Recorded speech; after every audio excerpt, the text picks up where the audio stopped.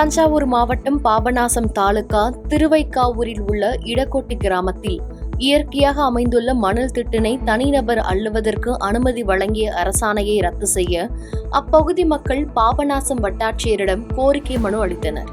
இதில் தவைக்க தஞ்சை வடக்கு மாவட்ட செயலாளர் நிஜாம், தவைக்க கிழக்கு ஒன்றிய செயலாளர் ராஜா உள்ளிட்ட பலர் கலந்து கொண்டு மனு அளித்தனர்.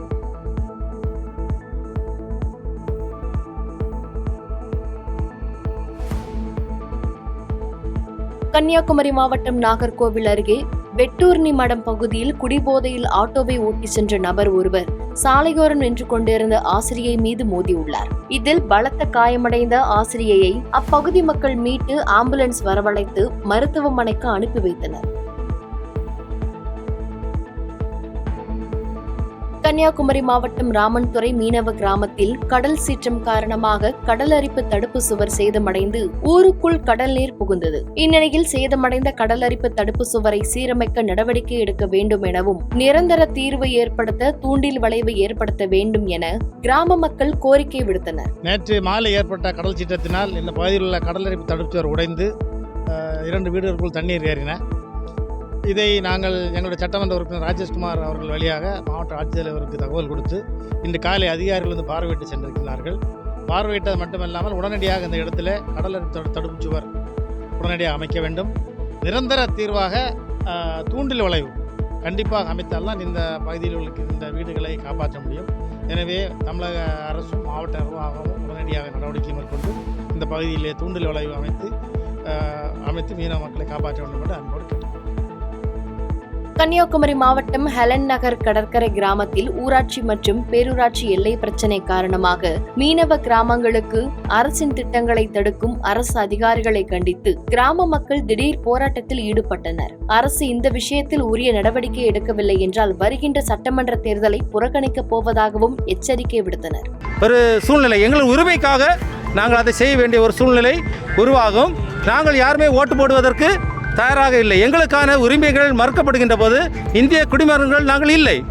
அப்படி என்றால் நாங்கள் அந்த எலெக்ஷனை நாங்கள் ரிஜெக்ட் பண்ண வேண்டிய புறக்கணிக்க வேண்டிய ஒரு சூழ்நிலைக்கு உள்ளாக வேண்டும். எனவே இதனை தமிழக அரசு முதலமைச்சரும் மாவட்ட ஆட்சியரும் தலையிட்டு முடித்து தருமாறு அன்போடு கேட்டுக்கொள்கின்றேன். கரூர் பஞ்சமாதேவி பகுதியில் பொன்னுசாமி என்பவர் புதியதாக கட்டி வரும் வீட்டிற்கு சுற்றுச்சுவர் கட்டுவதற்காக சிவாஜி, ராஜேந்திரன், மாயவன் ஆகிய 3 பேர் கட்டுமான பணியில் ஈடுபட்டுக் கொண்டிருந்தனர். அப்போது எதிர்பாராத விதமாக பக்கத்தில் இருந்த பழைய ஓட்டு வீட்டின் சுவர் இடிந்து விழுந்து சிவாஜி என்பவர் மீது விழுந்ததில் அவர் சம்பவ இடத்திலேயே பரிதாபமாக உயிரிழந்தார். மேலும் படுகாயமடைந்த 2 தற்போது அரசு மருத்துவமனையில் சிகிச்சை பெற்று வருகின்றனர். கிரஷர் உரிமையாளர்கள் தாங்கள் உற்பத்தி செய்யும் எம்சாண்ட், ஜல்லி ஆகியவற்றை ஆங்காங்கே சேமிப்பு கிடங்கு வைத்து விற்பனை செய்ததால் மணல் லாரி உரிமையாளர்கள் பாதிக்கப்படுவதாக கூறி சேலம் மாவட்ட ஒருங்கிணைப்பாளர் மணல் லாரி உரிமையாளர்கள் சங்கத்தினர் சேலம் மாவட்ட ஆட்சியர் அலுவலகத்தில் மனு அளித்தனர். மேலும் தமிழக அரசு மணல் குவாரிகளை திறக்க நடவடிக்கை எடுக்க வேண்டும் என வலியுறுத்தினர். திருவண்ணாமலை மாவட்டம் மங்களம்புதூர் ஊராட்சி ஒன்றிய நடுநிலைப் பள்ளியில் பணிபுரிந்து வந்த தலைமை ஆசிரியர் சீனிவாசன் அவர்களின் பணி நிறைவுற்ற நிலையில் அவருக்கு பாராட்டு விழா நிகழ்ச்சி நடைபெற்றது. இதில் மாவட்ட தொடக்க கல்வி அலுவலர் கார்த்திகேயன் மற்றும் இருபால் ஆசிரியர்கள், கிராம பொதுமக்கள் ஆகியோர் கலந்து கொண்டு பொன்னாடை அணிவித்து வாழ்த்து தெரிவித்தனர்.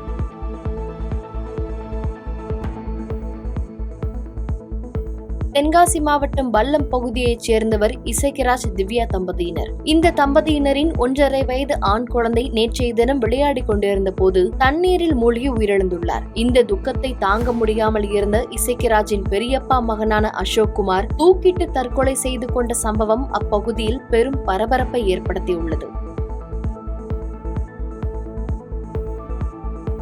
நாமக்கல் மாவட்டம் கீழையூர் ஒன்றியம் திருமணங்குடியில் செயல்பட்டு வரும் திருவள்ளுவர் கல்வி அறக்கட்டளை தொடக்கப்பள்ளியின் ஆண்டு விழா நடைபெற்றது. விழாவில் கீழ்வேலூர் சட்டப்பேரவை உறுப்பினர் VP நாகைமாலி கலந்து கொண்டு 182 மாணவ மாணவியருக்கு இலவச காலணிகள் வழங்கினார்.